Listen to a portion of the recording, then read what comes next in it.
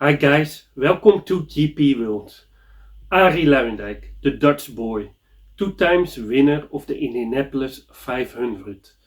Not a lot of models have been released of Arie Luyendijk, of our Dutch hero, but I have got 4 models in my Indycar collection.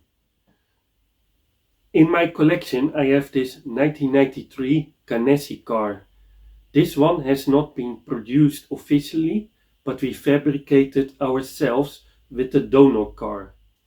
The second car I have in my possession is the 1997 G-Force.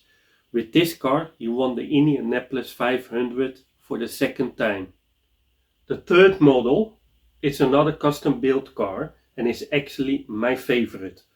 Bright red and a lot of bling bling on the suspension arms and on the wheels. Arie won in Phoenix and Nazareth. The last one is the one with the famous Dominos pizza livery, the 1990 Indianapolis 500 winner.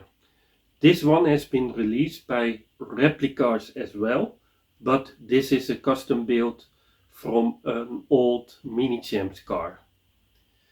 These models are in my private collection and are not for sale.